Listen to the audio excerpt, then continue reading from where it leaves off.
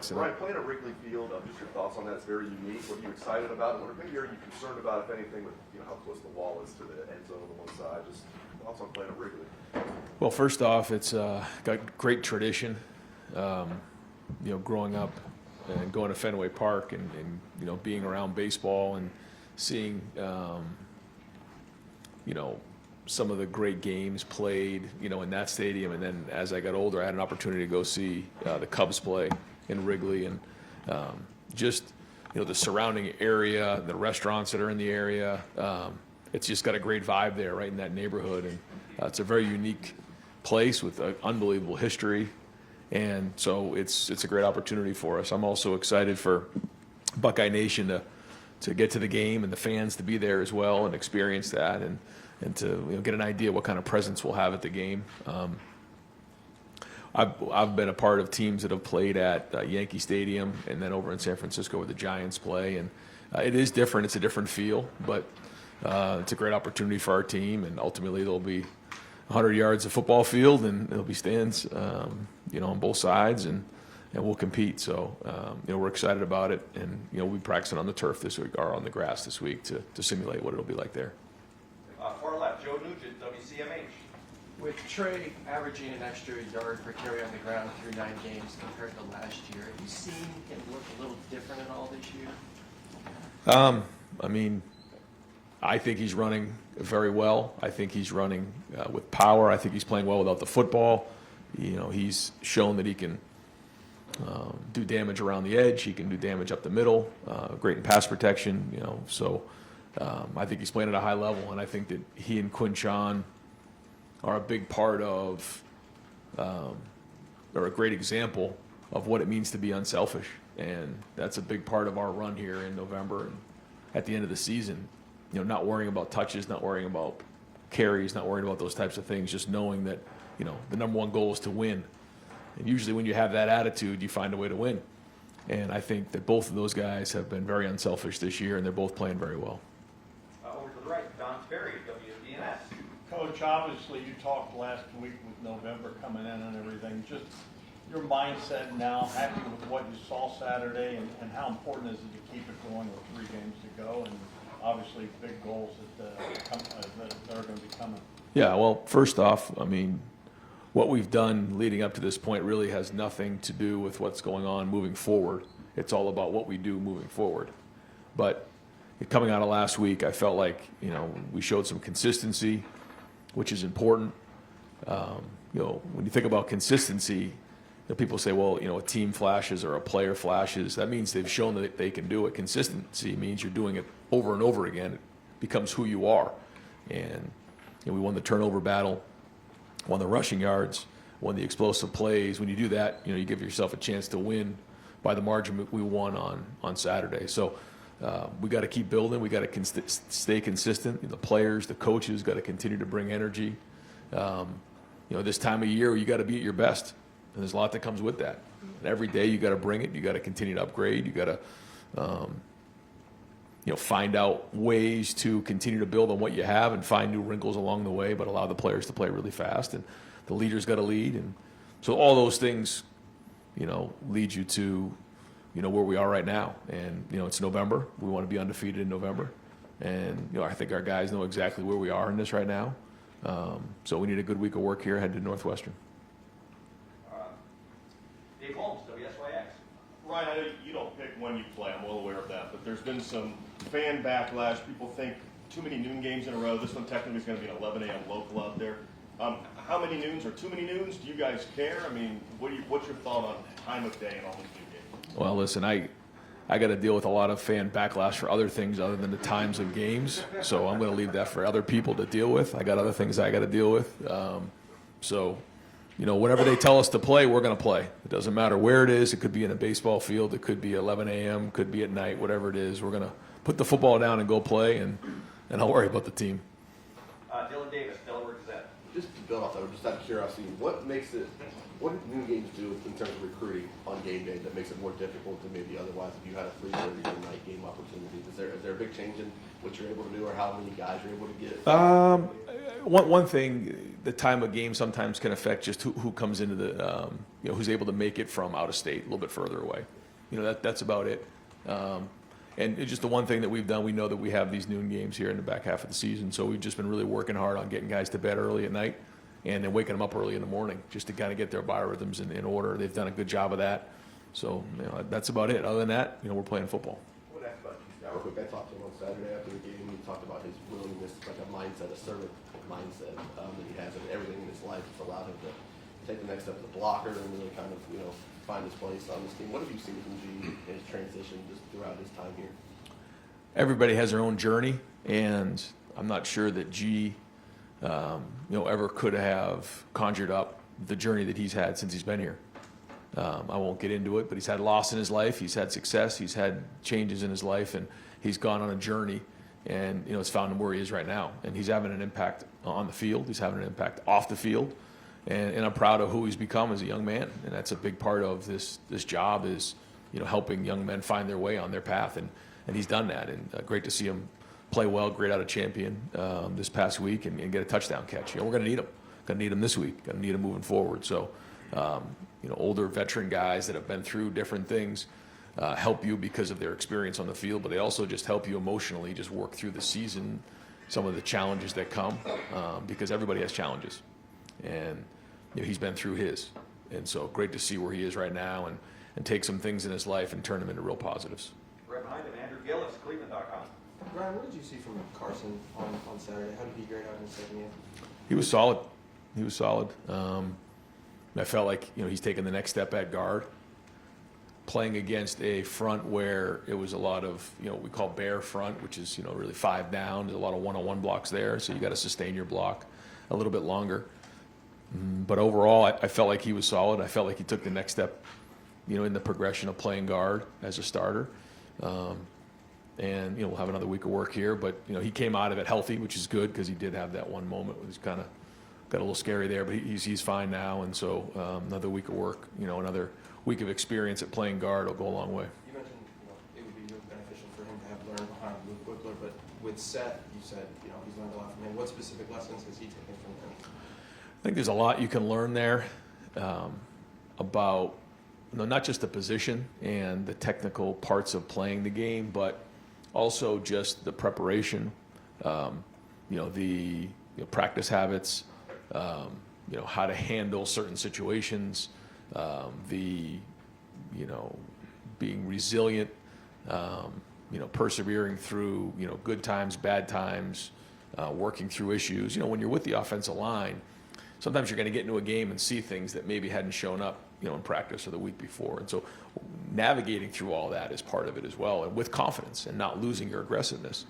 So, there's a lot there, obviously with the technical parts of the game, but also just emotionally understanding how to attack it. Tony Girdman, Buckeye Huddle.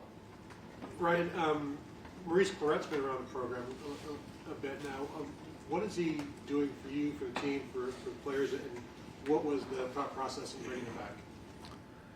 I have a lot of respect for Maurice and, where he's come in his life. And this is somebody to me who, has helped out other programs. He's done a great job with UConn basketball. And he's a guy that I like having around our players. I like talking to him. I love his mindset. He brings a toughness, a seriousness that, and a credibility with our players that I think gives us an edge, and I like having him around our program. I got a lot of respect for the things that he's been through and overcome, and the success he's having in his life now. And again, I think he's an asset to our program. And so, he comes, once a week. He'll come around and watch some practice, and then come to the games. And I think our guys have really, latched on to him. And then, separate from that, you do a lot of studies. Have you done any studies about the slip rate on the turf in Ohio Stadium compared to nationally? Is that something you guys have looked into at all? So we've looked into a lot of things, and one of the things that we wanted to do was we wanted the field out here on the practice fields to be the same exact style that's in the stadium.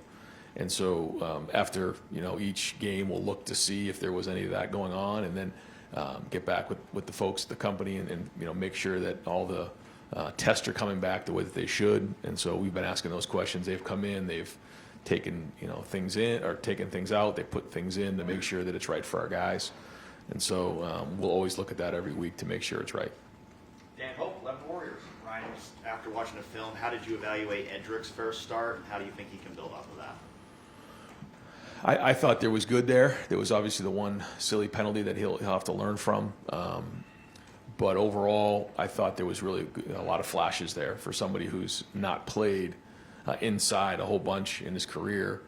He's got strength. He's got power. He ran to the football. Didn't quite grade out, but I think there's a really bright future there at 3 technique for Edric. Stephen Means, Cleveland.com. When developing the deep ball as a quarterback, what's the more difficult thing in trying to learn and developing the overall arm strength it takes to get it there, or maybe the timing it takes to develop that with your receivers? Yeah, a big part of it is footwork. It's the footwork. It's being able to time up your footwork with the route, and that's something we're going to continue to work through. And with Will on, I think he's thrown some really good balls down the field, and then sometimes been a little bit late with his feet. So we'll keep working on that because when his feet are right, he throws a good ball. Will has talked about just adjusting to playing with these types of receivers, right? Where just throw it over to let him run under it. And it just seems like sometimes where maybe he underthrows it. Where is he in this kind of developing that and getting used to playing with receivers like this, where you do kind of got to throw it out there and let them go get it a little bit more often? Yeah. I think he's adjusted now. He's been with these guys for a while, so I just really think that it comes down to footwork, and getting and letting it go, and because when his feet are right, I mean, he throws a really good ball down the field. So that's something that we got to keep building on and growing on, and I think it was the same thing on Saturday with the long ball to Carnell. Not that it was a bad throw, it just it could have been thrown a little bit more juice, and I think if the footwork's a little bit better, it's probably a little bit more accurate. Bill Landis, Kings of the North. Right, we've talked a lot about making sure you have change-ups throughout the season. Is that any more of a premium in a year where you might play the volume of games you could play this year? Is that any more on your mind? Because you play a team in late December, the book they might have on you could be a little more expensive. You want to make sure you're kind of peppering in more of those change-ups throughout the year. I think it's something we talk about a lot, where you can get yourself to a point where you do too much and then you start to lose your identity, or you can do too much of the same thing and get caught. So there is a fine line there and a balance. And like you said, based on how many games you end up playing, I think you have to figure that into the equation of what you're doing, and making sure you put the right people in the right spots, making sure you're doing what your identity is, but then, like you said, having enough change up so that you're keeping people off balance. And but I think it could go both ways. You can get that too much down the road, and then you lose your identity halfway through the season. I've seen that, or 3/4 of the way through the season. So it's something we're keeping a close eye on. Do you think this staff generally has done a pretty good job with finding that balance throughout the season? I do. Yeah, I do. And then I think we've got a good balance right now, but time will tell. And so we'll keep swinging at it and making sure that we're doing everything we can and learn from things that we've done well in the past and things we've got to do better. Andy Backstrom, let us know. Yeah, Ryan, 9 games in. How comfortable are you with the backup quarterback situation right now? What prompted the change from Devin and Julian on that there as well? Yeah, we want to get those guys as many reps as we can. We'd like to get both of those guys reps, and in that moment, I felt like it was a third down. I wanted to give Julian that opportunity to go ahead and take a third down, and I thought he used it as an opportunity to scramble and make a play, and then didn't quite keep the thing moving. We wanted to throw the ball a little bit with Julian to see how he did, because hasn't really done that a bunch in games. Just missed one, and he and Brandon didn't connect. Would like to see him get a first down there. But I think that was a great opportunity for him. I'd love to continue to be able to do that, but as time goes on, you get less and less opportunities. We've got to make sure we're winning games. So he and Devin are both working hard every day in practice. Getting Devin right now is our backup, but Julian's pushing hard, and so we'll keep evaluating it every week and see where those guys are at. Pat Murphy, 24/7 Sports. Brian, we saw more of Quinshaw and Travion on the field together. What went into kind of building that package beyond some of the short yardage stuff you've done, and then also Travion's catch? We've seen him catch balls, maybe not in that fashion before. Just kind of expanding the offense a little bit there. Yeah, I think that's kind of what we're talking about. And Travion really has worked hard on his receiving skills. He spends a bunch of time on the jugs, running routes. He had spent a bunch of time running that route over the years. We never really got to it in the game, so we were kind of laughing that at some point we had to run that route because we had worked on it for like a couple of years and just never came up. And the look was right, and I thought he really executed it well. A little slant and go on a linebacker, which we felt like was a mismatch for us. So well done there.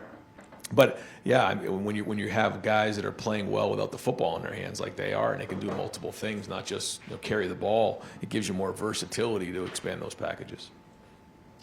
Stefan Krajcik, Cleveland.com.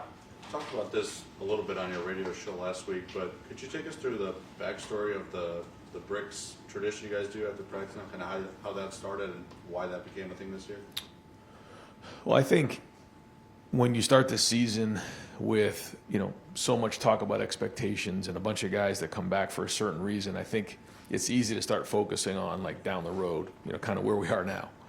And in order to, make sure the guys understand that the work that we're putting in, in August and September as we're building up the season and building up our foundation, all those days mattered, and that we had to continually work on that because, how do you know how your foundation is? You go through a storm and you find out what's left when, you wake up the next morning. Well, it's the same thing. We knew that we're going to be storms along the way, and there's going to be big games along the way, and all those days and those bricks that we put in the foundation are going to be what matters the most. And ultimately it comes down to our foundation against the opponent and all the work that we've put up into that moment. You don't just show up and think you're going to play in a game. You got to put all the work in and build a foundation up to that point of the fundamentals and the reps and all those things. So after each practice, we hand somebody a brick, they go over, they put it, in the foundation. But we also take pride in it. Like, you got to make sure that it's real tight in there because you can't just put a brick in the foundation. If someone's just lazily putting a foundation in, when a storm hits, it's going to fall apart. Well, it's the same thing with the team. If you put a lazy day in, or you're not really having a lot of detail in your work and you just kind of let a get away because you're going through the motions, it's going to catch us down the road. So it's a little bit of a metaphor to making sure that we show up every day and put the work in. That's something the coaches came up with, or players? Yeah, something that, in preseason camp that, I kind of shared with the leadership committee, and they really embraced it. Cameron T. Robinson, The Athletic. Ryan, I know Jordan Hancock was a big part of what you guys did defensively last year with his versatility, but it seems like he's added even more this year. How much progress have you seen of him adding different things to his toolbox, and how impactful is that for you guys and for him down the line?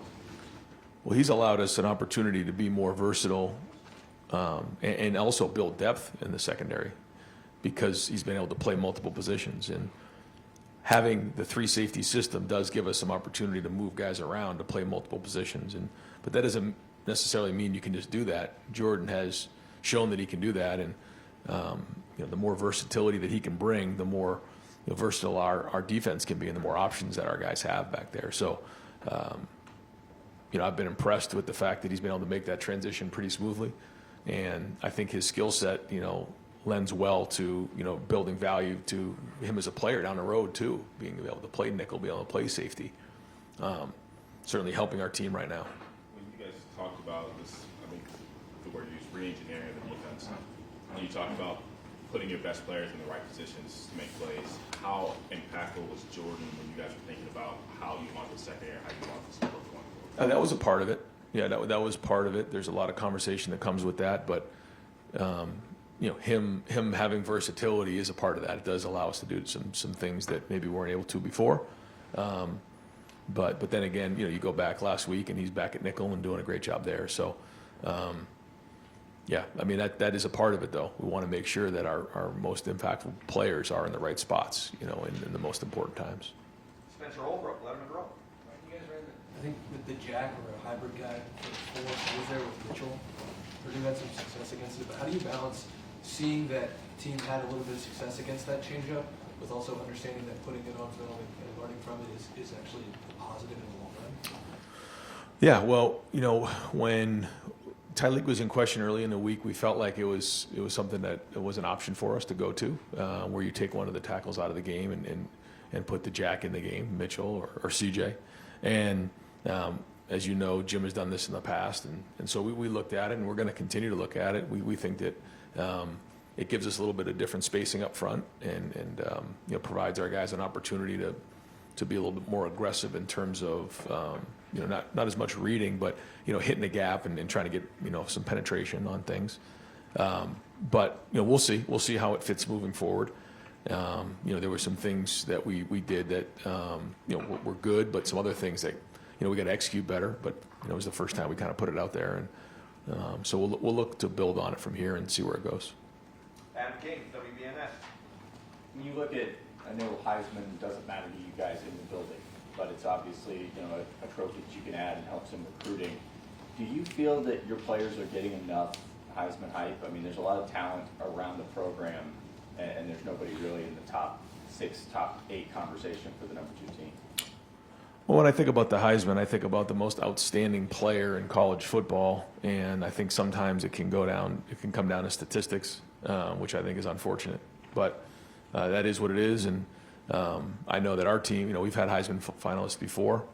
This team's worried about winning, and that's really the only thing they're worried about right now.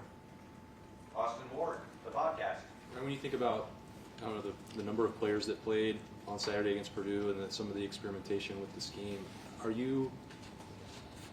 we spent all year talking about the length of the season and building depth. And Bill asked about scheme, are you more willing to do that earlier in games than you have been previously in your tenure? Yeah, I think so. I would say though. Yeah, I think, we have a more veteran group, that understands what we're doing. I think when you have, a bunch of guys that have played in the system for multiple years, it is a lot easier to, kind of look at some different things or jump in and out of stuff, knowing that, you already have X number of reps put away playing this style of defense. So maybe looking at something else isn't a bad idea.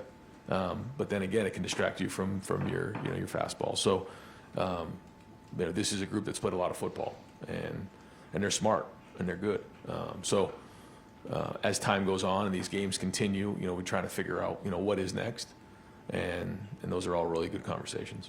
So if the Jack, for example, if Purdue's having a little bit of success there, and it's a 1-possession game at that point, it feels like maybe in the past, it's 4 or 5 possessions, then the backups will come in. Are you holding your breath? Are you willing to take some chances in that, knowing that in the long run you're probably going to win? Or what's going through your mind if the experiments that I'm calling them aren't working perfectly? Yeah, well, I really felt like even last week, talking to the guys coming off of the Penn State game, like we have to play depth. We got to get them in the game early, and we got to play them. And so, if there are ways to do that by calling a grouping in the game, whether it's an offensive grouping, whether it's a defensive grouping, and just saying, all right, in the 3rd series we're going in the game, the decision's already been made. Coaches want to make sure they win the game, and that's kind of the number one thing for everybody. But at the same time, playing depth is important. I thought we did that in this game. It was a focus coming out of the Penn State game. We wanted to make sure that we played depth in this game, and let some of those guys get in there, because you just never know when these situations are going to come up here as we head down the home stretch. So we'll continue to look to play depth, but obviously the number one goal is to win the game. Joey Kaufman, Columbus Dispatch. Your pace on offense this year is slower, just plays per minute and stuff like that. Is that a product of the rules change? Is slowing that give you sort of an advantage? What do you think is maybe contributed to that? Yeah, I mean our offensive plays are significantly lower this year. There's no question about that. I think we're right around maybe 65 or maybe 64. And just when you think of years past, maybe not in the last year, but I mean we're definitely less, or down on number of plays, which isn't always easy for the guys who want touches. And so that's another part of the conversation about guys being unselfish. The number one goal is to win the game. We feel like huddling allows, an opportunity, we don't have to worry about the signals or anything like that, which completely takes that part out of the game, which has become a big part of college football up until this year and continues to be. So that's one thing that, we just said, we're going to have the ability to do that. There's other times you've seen us go a little bit faster where we can go into a no huddle situation. And when that's appropriate, we'll do that as well. And so I think there's a give and take on all of that. How many plays you're trying to get during the season plays into the conversation, but then also schematically, and how you operate. What does it require you to do by having fewer plays? Like getting more efficient, or Oh, yeah. Situational or? Absolutely, yeah. I mean, when it becomes more like the NFL in that situational football becomes critical. You have to be, very, very efficient. But it also allows you to control the game and, allows you to, really help the defense with the number of plays they're on the field and keep a defense that's much fresher. So all those things come into play. I mean, you think about the way that the Penn State game played a couple of weeks ago. You start with the ball back. We had the one long drive, field goal, and then they have their long drive, and then we have the ball back with 5 and change left, and that was it. That was the fourth quarter. We've been in fourth quarters before where there's probably been 6 or 7 possessions. It's just a different style of game. But when you can run the ball and control the ground game, then you can control the game. And right now we feel like we're able to do that, and we're also helping the defense. If I can just clarify, when you said it takes away the signaling, the huddling, what do you mean by that? Or? Well, now we can speak into the headset to the quarterback who's in the huddle, so that we don't have to worry about signaling. Jeff Gilbert, Press Pros. And Coach, distractions and stuff. Some things have been mentioned that can be distractions. Heisman, noon games, all that kind of stuff. The way you guys played against Purdue would suggest that these guys are focused. How do you feel about their focus 9 games in, and is it where you want it to be, and do you have to worry about it as much as you maybe did early in the season? Well, it's something that we talk about a lot, and I think our leaders are the ones that have to lead the way on this. And to block a punt early in the game kind of jump-started us, which was great. But we know that we have to be playing our best football right now, and people call them letdowns or whatever they are. After a big win, you see some teams across the country, and because you have to sustain a certain level over a period of time, and it was important for us to play well in this game. To play well in the first half, and then continue to play well, because again, is it who you are, or is it just something you did? You had a good game, or are you consistently playing at a high level physically and executing at a high level? So we talked to our team all about it. They're still 18, 19, 20. Some guys a little bit older, year-old guys, but you got to bring it every week, and that's what championship football is all about. And every week for us is like the playoffs right now. We're fighting for a chance to get to Indianapolis. So it's always a topic of conversation, and it's gonna come down to our seniors and leaders, and obviously how they echo that message, and because the players are the ones who have to play. They're the ones who have to do it on the field, and give them credit for being consistent up to this point. But like I said before, nothing we've done up to this point matters anymore. It's what we do moving forward, and I know that these guys are going to come in with a good week of practice here at 2:30. Deep left, Noah Weisskopf. Ryan, Northwestern, after just watching their tape, what stands out to you about them specifically? And we've always had good games against Northwestern.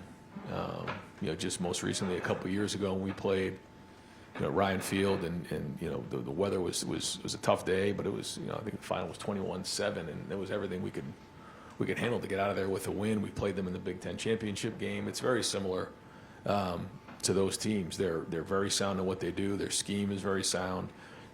They're built from the inside out.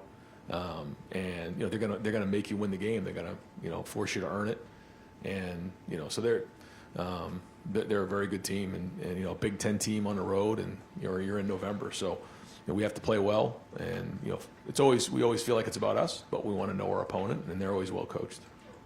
Bill Rabinowitz, Columbus Dispatch. It looked like Donovan Jackson took another step forward as playing tackle. Was that your impression? At what point do you think it'll be that he's actually a left tackle, right, or a left guard trying to play left tackle? I actually brought that up this past week. At what point does he become a tackle? Because I think he can be a very good tackle. And I think he has versatility, he's showing versatility. So, he's just increasing his value overall, not only to this team, but for himself individually. And, we talked about, I don't know exactly what his weight's at today. I'll go find out. But, trimming a couple pounds, just, when you're in there as a guard, you're working in a smaller space, a little more of a road grader, trying to move 3 techniques and noses, where now you're on the edge, a little bit more length, a little bit more athleticism. And so, but he is athletic. He has length, and he can move his feet.